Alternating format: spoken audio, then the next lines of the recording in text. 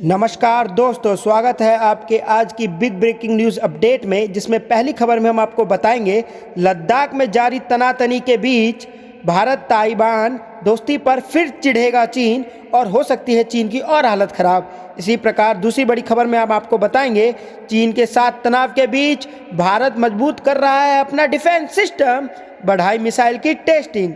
इसी प्रकार तीसरी बड़ी खबर में हम आपको बताएंगे चीन के साथ कोर कमांडर स्तर की बैठक से पहले पूर्व लद्दाख के हालत पर चर्चा, रणनीति हो रही है तैयार। हर एक खबर में हम आपको ले जाएंगे, हर एक समाचार को विस्तार में बताएंगे। लेकिन दोस्तों, उससे पहले अगर आप भी पीएम मोदी और देश के सेना के साथ हैं तो आप अभी इस वीडियो को करिए लाइक, इस चैनल को करिए सब्सक्राइब और घंटी बजाना ना भूलें। और दोस्तों, कमेंट में जय हिंद जरूर लिखें। रुक करते हैं पहली खबर की तरफ। लद्दाख में जारी तनातनी के बीच भारत ताइवान दोस्ती पर फिर चढ़ेगा चीन। जी हां दोस्तों, भारत और ताइवान के सांकेतिक निकटता भी चीन को रास नहीं आ रही है। ऐसे में ताइवान के राष्ट्रीय दिवस पर ताइवान की ओर से भारतीयों को लेकर जताया गया विशेष प्रेम चीन को और चिढ़ाने का काम करेगा। राजनयिक संबंध न होने के बावजूद ताइवान के साथ भारत का काफी दोस्ताना और सौहार्दपूर्ण संबंध है। ताइवान भारतवासियों के प्रेम से बेहद खुश है। शनिवार 10 अक्टूबर को ताइवान का राष्ट्रीय दिवस है। ताइवान के विदेश मंत्री जोसेफ वू ने ट्वीट कर कहा है कि ताइवान का राष्ट्रीय दिवस मनाने में भारत के कई दोस्त शामिल होने के लिए तैयार हैं। इस अद्भुत समर्थन ने हमारे दिल को छुआ है, इसके लिए धन्यवाद। उन्होंने कहा, जब मैं कहता हूं कि मैं भारत को पसंद करता हूं तो वास्तव में करता हूं। गौरतलब है कि ताइवान ने इसके पहले राष्ट्रीय दिवस को लेकर भारतीय अखबारों में विज्ञापन दिए। अखबारों में छपे इन विज्ञापनों को लेकर चीन ने नाराजगी जाहिर की। भारत ने चीन को जवाब देते हुए कहा था कि यहाँ स्वतंत्र प्रेस है जो खुद तय करता है कि उसे क्या छापना और दिखाना है। चीन के कदम पर कड़ी आपत्ति दर्ज करते हुए ताइवान के विदेश मंत्री जोसेफ वू ने ट्वीट किया कि भारत दुनिया का सबसे बड़ा लोकतांत्रिक देश है और यहाँ पर मीडिया को पूरी आज़ादी है। ऐसा लग रहा है कि चीन की कम्युनिस्ट पार्टी यहाँ भी सेंसरशिप लगाना चाहती है, लेकिन चीन को ताइवान के भारतीय दोस्त एक ही जवाब देंगे, गेट लॉस्ट। भले ही नई दिल्ली का ताइपे के साथ कोई औपचारिक राजनयिक संबंध नहीं है, लेकिन दोनों पक्षों के बीच घनिष्ठ व्यापारिक और सांस्कृतिक संबंध है। यह विवाद ऐसे समझ में आया है जब सीमा विवाद को लेकर भारत और चीन के बीच अच्छे संबंध नहीं चल रहे हैं। रुख करते हैं अगली खबर की तरफ। सीमा विवाद, चीन के साथ तनाव के बीच भारत मजबूत कर रहा डिफेंस, बढ़ाई मिसाइल टेस्टिंग। जी हां दोस्तों, भारत ने मई की शुरुआत में चीन के साथ लद्दाख में बने तनावपूर्ण माहौल के बीच पिछले कुछ हफ्तों में नई सुरक्षा क्षमताओं का आकलन करने के लिए अपनी मिसाइल टेस्टिंग का सिलसिला तेज कर दिया है। रक्षा अनुसंधान विकास संगठन की ओर से तैयार की गई मिसाइल सिस्टम की टेस्टिंग की जा रही है। भारत ने परमाणु कौशल को बढ़ाते हुए 3 अक्टूबर को रक्षा अनुसंधान और विकास संगठन की उन्नत संस्करण शौर्य मिसाइल का सफल परीक्षण किया था, जिसकी क्षमता 1000 किलोमीटर की है। शौर्य सतह से सतह पर मार करने वाली मिसाइल है। मई की शुरुआत में चीन के साथ गतिरोध शुरू होने के बाद शौर्य अकेली मिसाइल नहीं है जिसकी टेस्टिंग की गई। इसके अलावा भी कई और मिसाइलों की टेस्टिंग की जा चुकी है। सीमा पर तनावपूर्ण माहौल के बीच भारत की पनडुब्बी रोधी युद्धक क्षमताओं को बढ़ावा देने के रूप में 5 अक्टूबर को उड़ीसा तट से दूर एपीजे अब्दुल कलाम आइलैंड से टॉर्पिडो या SMART का भी परीक्षण किया गया। टॉर्पिडो रेंज से परे पनडुब्बी रोधी युद्ध संचालन के लिए स्मार्ट एक हल्का एंटी सबमरीन मिसाइल है।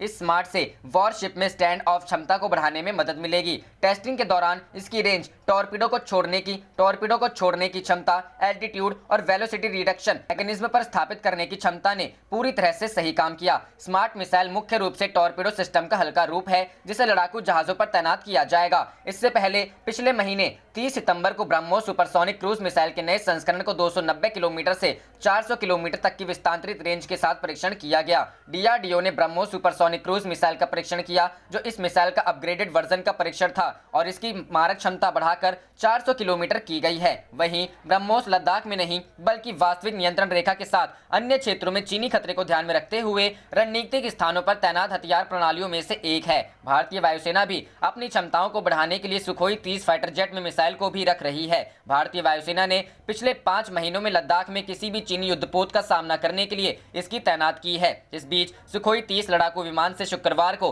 पूर्वी तट से दूर एंटी रेडिएशन मिसाइल रुद्रम का सफल परीक्षण किया गया है। रुख करते हैं अगली खबर की तरफ। चीन के साथ कोर कमांडर स्तर की बैठक से पहले पूर्वी लद्दाख के हालात पर चर्चा, रणनीति तैयार। जी हां दोस्तों, भारत और चीन के बीच 7वें दौर की कोर कमांडर स्तर की बातचीत से पहले शुक्रवार को यहां शीर्ष सैन्य अधिकारियों और राजनीतिक लोगों ने पूर्वी लद्दाख के मौजूदा हालात की समीक्षा करने के साथ ही बैठक की रणनीतियों पर चर्चा की। कोर कमांडरों की बैठक 12 अक्टूबर को होने वाली है। इस बार कोर कमांडरों के बीच बातचीत पूर्वी लद्दाख के सभी टकराव वाले बिंदुओं से सैनिकों को हटाने की रूपरेखा तय करने के एजेंडे पर होनी है। सूत्रों ने बताया कि चाइना स्टडी ग्रुप की बैठक में पूर्वी लद्दाख के मौजूदा हालात की समीक्षा करने के साथ ही सोमवार को होने वाली कोर कमांडरों की बैठक में भारत की तरफ से उठाए जाने वाले मुख्य मुद्दों पर चर्चा हुई। सीएसजी में विदेश मंत्री एस जयशंकर, रक्षा मंत्री राजनाथ सिंह, राष्ट्रीय सुरक्षा सलाहकार Ajit Doval, chief of defence staff general Bipin Rawat और सेना के तीनों अंगों के प्रमुख शामिल हैं। सूत्रों ने बताया कि सेना प्रमुख जनरल एम नरवणे ने बैठक में पूर्वी लद्दाख में मौजूदा हालात की जानकारी दी।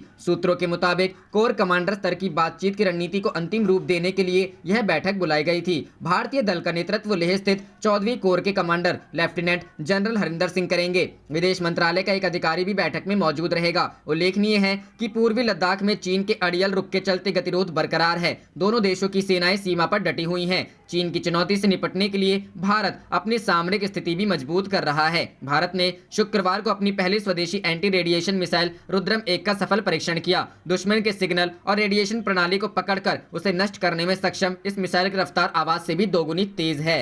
रुक करते हैं अगली खबर की तरफ। भारतीय रेलवे ने टिकट रिजर्वेशन के नियमों में किया बड़ा बदलाव, आज से ही हुआ लागू। जी हां दोस्तों, कोरोना काल में यात्रियों को राहत देने के लिए भारतीय रेलवे ने टिकटों के आरक्षण को लेकर बड़ा बदलाव किया है, जो आज शनिवार से लागू हो गया है। नए बदलाव के तहत अब ट्रेनों में टिकट आरक्षण का दूसरा चार्ट ट्रेन के स्टेशन से चलने के आधे घंटे पहले जारी किया जाएगा। बता दें कि पिछले कुछ महीने से कोरोना वायरस महामारी को देखते हुए रेलवे ने यह समय 2 घंटे कर दिया था। 4 घंटे पहले तैयार होती थी आरक्षण तालिका।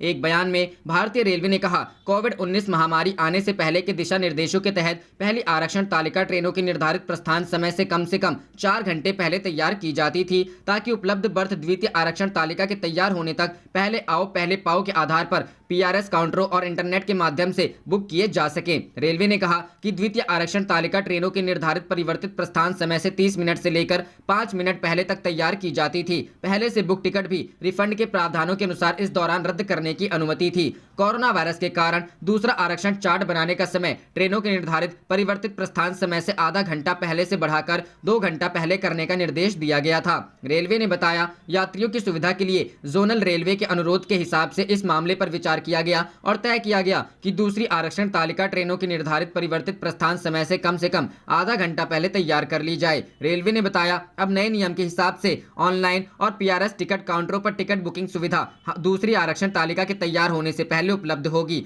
इसके लिए CRIS सॉफ्टवेयर में जरूरी बदलाव किया गया है। कोरोना वायरस के संक्रमण को बढ़ने के रोकने के लिए लगाए गए लॉकडाउन के कारण देश भर में 25 मार्च से सभी यात्री ट्रेनों को निलंबित कर दिया गया था। हालांकि 1 मई से प्रवासियों को उनके गृह राज्य पहुंचाने के लिए श्रमिक ट्रेनों की शुरुआत की गई। इसके बाद भारतीय रेलवे चरणबद्ध तरीके से ट्रेनों की शुरुआत कर रही है।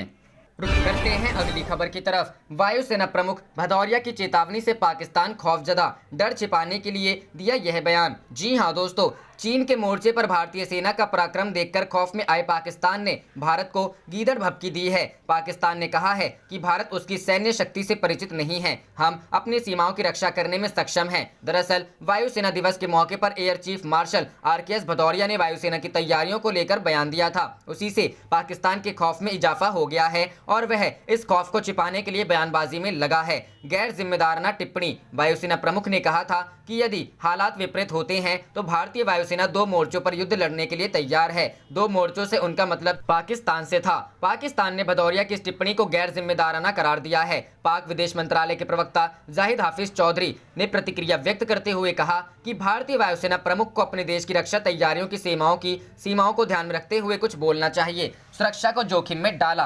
पाकिस्तानी अखबार डॉन के मुताबिक चौधरी ने शुक्रवार को कहा कि कुछ वरिष्ठ भारतीय राजनेता और सैन्य अधिकारी क्षेत्रीय शांति के साथ साथ भारत की अपनी सुरक्षा को जोखिम में डालकर पाकिस्तान के खिलाफ भड़काऊ बयानबाजी कर रहे हैं। उन्होंने आगे कहा कि भारतीय वायुसेना प्रमुख को अपने देश की डिफेंस लिमिटेशंस को ध्यान में रखना चाहिए, जिसकी वजह से उसे दुनिया के सामने शर्मिंदा होना पड़ा। पहले बालाकोट में और फिर लद्दाख में चौधरी ने गीदड़ भपकी देते हुए आगे कहा कि भारत को चाहिए कि वो पाकिस्तानी को कम आंकने की भूल ना करे। हमारी सेनाएं भारत के किसी भी दुस्साहस का जवाब देने में सक्षम है। रुख करते हैं अगली खबर की तरफ। मोदी सरकार के आत्मनिर्भर भारत अभियान की सफलता, 5 महीने में आधा हो गया चीन से व्यापार घाटा। जी हां दोस्तों, मोदी सरकार के आत्मनिर्भर भारत अभियान को अच्छी सफलता मिलती दिख रही है। इस वित्त वर्ष 2020-21 के पहले 5 महीनों में चीन से होने वाला व्यापार घाटा करीब आधा हो गया है। अप्रैल से अगस्त 2020 के बीच व्यापार घाटा पिछले साल की इस अवधि के मुकाबले आधा हो गया है। इसकी मुख्य वजह है चीन को होने वाले भारतीय निर्यात में बढ़त और केंद्र सरकार द्वारा आत्मनिर्भर भारत अभियान के तहत उठाए जाने वाले कदमों की वजह से आयात में कमी। देश में चीन विरोधी माहौल की वजह से सरकार ने चीन से आने वाले आयात पर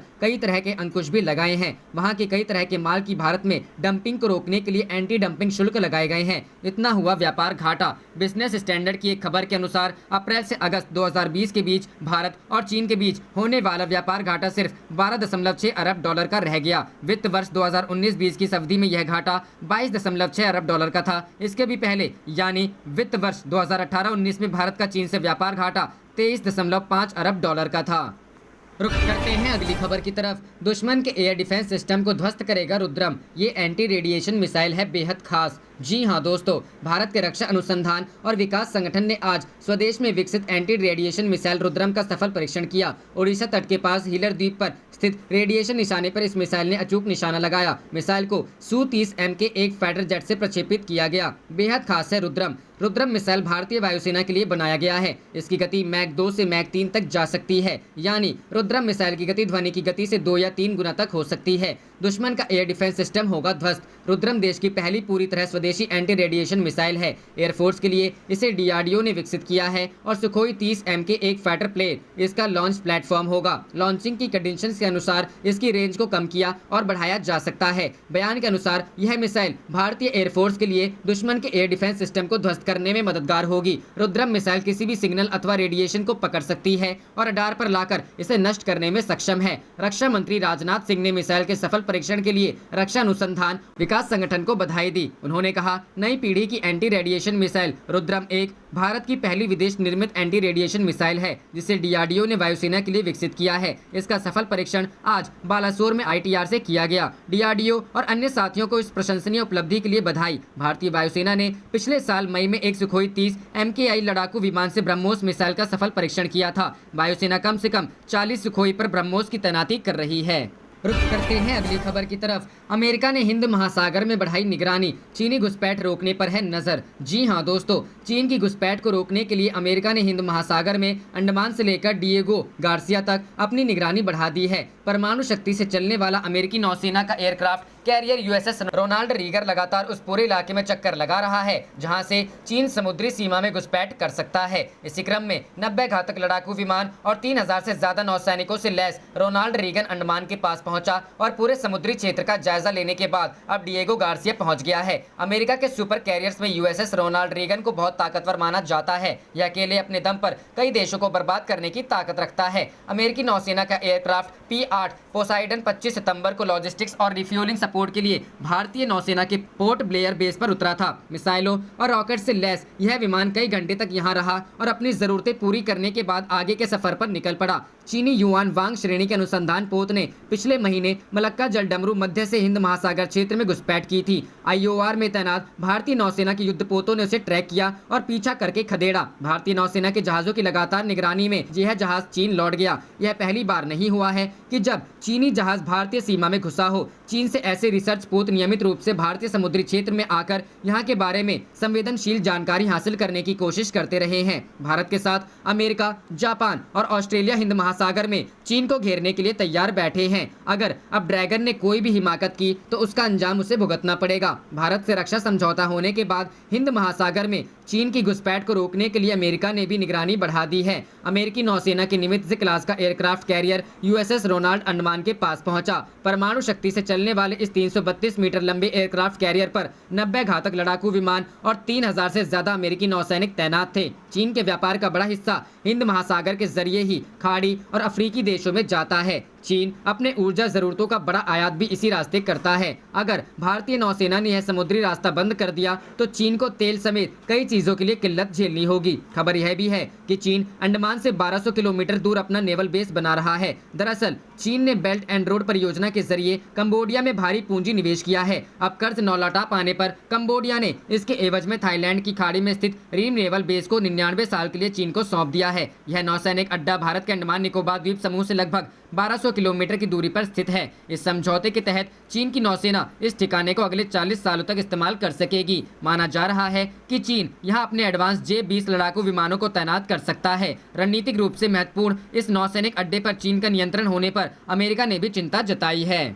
रुख करते हैं अगली खबर की तरफ। चीन के खिलाफ अमेरिका की एक और कार्रवाई, 5 बड़ी कंपनियों पर लगाया बैन। जी हां दोस्तों, डोनाल्ड ट्रंप प्रशासन ने चीन पर एक बड़ा एक्शन लिया है। दरअसल ट्रंप प्रशासन ने चीनी कंपनियों के खिलाफ नया आयात प्रतिबंध लगाया है। ट्रंप प्रशासन का आरोप है कि चीन के पश्चिम शिनजियांग क्षेत्र में जिन प्रोडक्ट्स का उत्पादन होता है वहां के कैंपों में लोगों से गुलाम या यूं कहें कि जबरन बंधुआ मजदूर बनाकर काम कराया जाता है। चीन ने किया लोगों के मानवाधिकारों का हनन। अमेरिका ने चीन के पश्चिमी शिनजियांग प्रांत के जिस सामान को प्रतिबंधित किया है उसमें संदिग्ध सामूहिक जेल शिविरों के उत्पाद भी शामिल है। हाल के दिनों में अमेरिका ने चीन के खिलाफ तमाम कड़े कदम उठाए हैं। इसके बाद ट्रंप प्रशासन ड्रैगन के खिलाफ एक नया यूएस ट्रेड एक्शन लिया है। अमेरिका ने शिनजियांग क्षेत्र में मानवाधिकारों के हनन के आरोपों को ध्यान में रखते हुए यह कार्रवाई की है। नए एक्शन में अमेरिका ने चीनी अधिकारियों और व्यवसायों को टारगेट किया है। चीन के इन कंपनियों पर लगा प्रतिबंध। बता दें कि चीन के शिनजियांग में 5 कंपनियां और पूर्वी अनहुई प्रांत में एक है। इन कंपनियों में परिधान, कपास यानी सूती,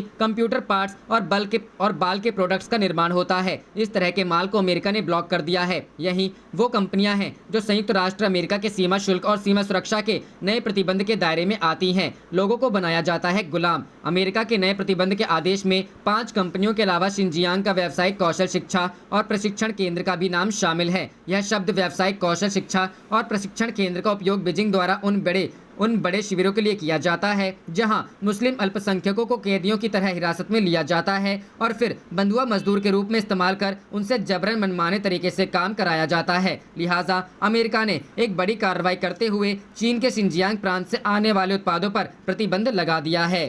रुख करते हैं अगली खबर की तरफ। काले धन वालों की खैर नहीं, भारत को फिर मिली स्विस खातों की डिटेल। जी हां दोस्तों, भारत को स्विस बैंक अकाउंट संबंधी जानकारियों की दूसरी खेप मिल गई है। ये जानकारी स्विट्जरलैंड के साथ automatic exchange of information pact के तहत मिली है। केंद्र सरकार की काले धन के खिलाफ शुरू की गई मुहिम से इसे बड़ी कामयाबी माना जा रहा है। पहली बार सितंबर 2019 में हासिल हुई थी जानकारी। भारत उन 86 देशों का हिस्सा है जिनके साथ स्विट्जरलैंड के फेडरल टैक्स एडमिनिस्ट्रेशन ने जानकारियां साझा करने का पैक्ट किया है। भारत को स्विस खातों से संबंधित जानकारी पहली बार सितंबर 2019 में हासिल हुई थी। एफटीए द्वारा जारी की गई प्रेस विज्ञप्ति में बताया गया है कि तकरीबन 31 लाख खातों की जानकारियां 86 देशों के साथ साझा की गई है। हालांकि भारत को लेकर विज्ञप्ति में कोई लोगों से कोई अलग से जानकारी नहीं दी गई है, लेकिन समाचार एजेंसी पीटीआई ने बताया है कि भारत उन प्रमुख देशों में है जिन्हें एफटीए ने जानकारी साझा की है। यह भी जानकारी दी गई है कि स्विस खातों में अच्छी खासी संख्या में भारतीयों से जुड़े खाते हैं। इससे इतर स्विस प्रशासन ने 100 भारतीय नागरिकों से संबंधित खातों की जानकारी पूर्व में भारत के साथ शेयर की है। गौरतलब है कि भारत में कालाधन राजनीतिक मुद्दा रहा है। 2009 के लोकसभा चुनाव में बीजेपी नेता लालकृष्ण आडवाणी ने काले धन को बड़ा मुद्दा बनाया था। बाद में 2014 के चुनाव में बीजेपी के पीएम प्रत्याशी रहे नरेंद्र मोदी भी इस मुद्दे को उठाया था। पीएम बनने के बाद 8 नवंबर 2016 को सरकार द्वारा की गई नोटबंदी के पीछे भी काले धन को एक बड़ा कारण बताया गया था। रुख करते हैं अगली खबर की तरफ। भारत के खिलाफ चीन का प्लान नापाक हुआ बेनकाब, खुफिया रिपोर्ट में खुलासा। जी हां दोस्तों, लद्दाख में भारत की कड़ी कार्रवाई से मुंह की खाने वाली चीन इंडिया चीन डिस्प्यूट अब नई चाल चल रही है। चीन अपने कथित दोस्त पाकिस्तान के साथ मिलकर भारत को अप्रत्यक्ष रूप से निशाना बनाने की कोशिश में है। दरअसल पाकिस्तान अधिकृत कश्मीर पीओके में मिसाइल तैनात करने में चीन पाकिस्तान की मदद कर रहा है। पाकिस्तान यहां जमीन से हवा में वार करने वाली मिसाइल तैनात कर रहा है। रिपोर्टर्स के अनुसार जमीन से हवा में मार करने वाली मिसाइल एसएएम प्रणाली की स्थापना के लिए पीओके से लास दान्ना ढोक के पास निर्माण कार्य जोरों पर है। मिली जानकारी के मुताबिक लगभग 120 से 130 पाकिस्तानी सेना, पाकिस्तान के जवान और 25 से 40 नागरिक निर्माण स्थलों new SAM sites in PoK पर काम कर रहे हैं। इस मिसाइल प्रणाली surface to air missile system का नियंत्रण कक्ष कंट्रोल रूम में बाग जिले में स्थित है। खुफिया रिपोर्ट के अनुसार झेलम जिले के चिनारी और पीओके के हटियाबाला जिले के चकोठी में भी इसी तरह के निर्माण की सूचना मिली थी। रिपोर्ट आगे बताती है कि चल रहे निर्माण कार्यस्थल पर पाकिस्तानी अधिकारियों के साथ पीएलए कर्मियों को भी तैनात किया जाएगा। गौरतलब है कि चीन और पाकिस्तान अपनी सेना के बेहतर एकीकरण के लिए मिलकर काम कर रहे हैं। इसी साल जून में इस्लामाबाद ने बीजिंग में पीएलए मुख्यालय में अपने एक वरिष्ठ सेनाधिकारी को तैनात किया था। पूर्वी लद्दाख में वास्तविक नियंत्रण रेखा LAC पर भारत और चीन के बीच सीमा विवाद को लेकर मई की शुरुआत से ही स्थिति तनावपूर्ण बनी हुई है। चीन को उसकी हर हरकत का करारा जवाब मिल रहा है, लेकिन फिर भी वह बाज नहीं आ रहा है। वह लगातार भारत को उकसाने की रणनीति पर काम कर रहा है, लेकिन जब उसे उसकी सभी रणनीतियां भारत के सामने फेल होती नजर आई तो अब उसने पाकिस्तान की मदद के जरिए भारत को अप्रत्यक्ष रूप से निशाना बनाने का प्लान बनाया। चीन के साथ सीमा विवाद को हल करने के लिए एक बार फिर से भारत और चीन के बीच आगामी 12 अक्टूबर सोमवार को कोर कमांडर स्तरीय वार्ता हो सकती है। भारतीय सेना से जुड़े सूत्रों ने यह जानकारी दी है। अब तक भारत और चीन के बीच सीमा विवाद सुलझाने के लिए 6 दौर की कोर कमांडर स्तरीय वार्ता हो चुकी है, लेकिन कोई भी परिणाम नहीं निकला है। आप देख रहे थे आपका अपना चैनल जय हिंद जय भारत।